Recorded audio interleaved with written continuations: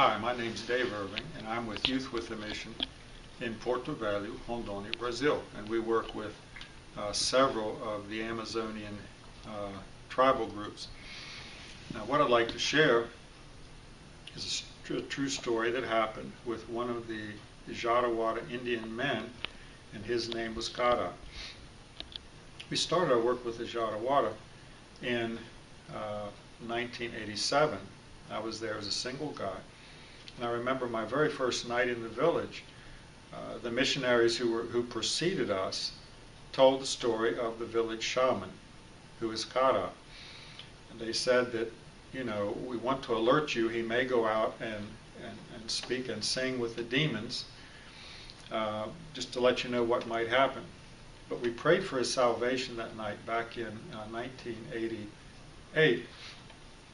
And we remembered him in our prayers. Then later, when the Lord called myself and my wife full-time ministry into the Jarawada, we constantly prayed for his salvation because he was a key figure in the Jarawada culture.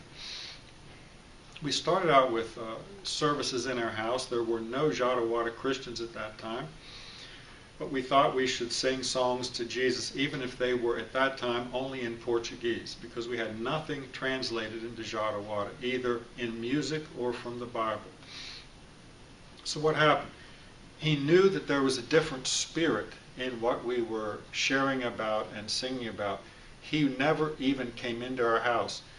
If it wasn't a service, a praise time, he would come into their house. He was our friend. We had a good relationship with him. But when we were praising Jesus, he sensed it was another spirit that he didn't want anything to do with at the time. And I remember the image of him pressing his nose up into the screen, looking in, perhaps wanting to come in, but at that time didn't decide to come in and participate in the service. And this went on for a number of years.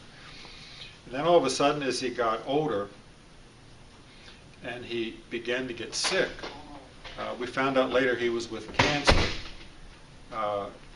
Then everything changed. He came in. We didn't know exactly why. He came in and sat down and participated in the services.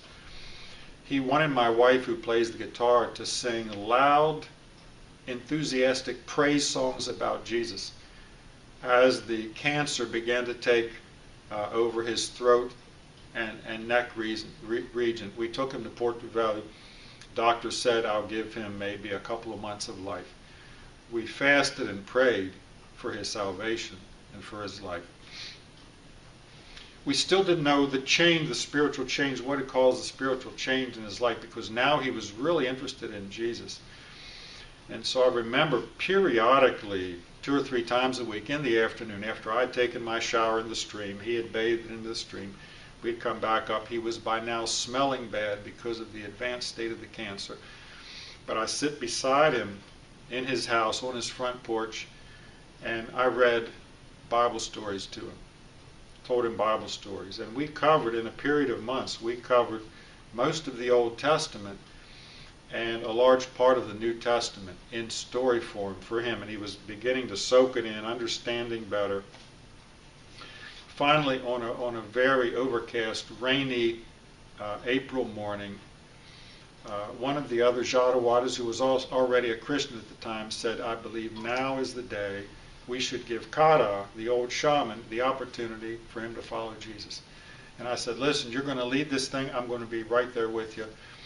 We went into his house.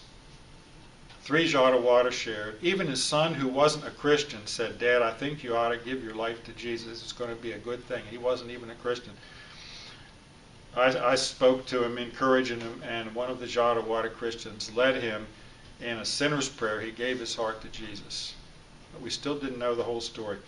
We left the village, and he died a couple of weeks later.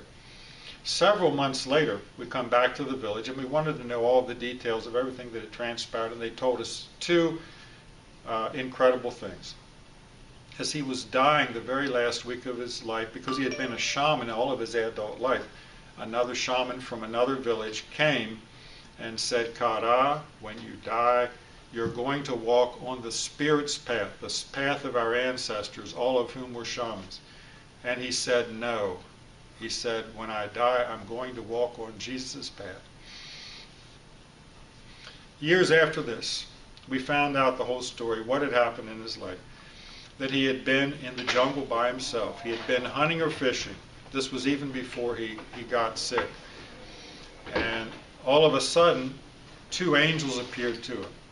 He described them as spirit beings, but they were angels. And they turned around and they showed him a bright, shiny path that went up to heaven. And they said, God, everything that David has been sharing with you about Jesus is the absolute truth. And behind us, and they turned around, they showed him this bright, shiny path that led up to heaven. They said, this is Jesus' path.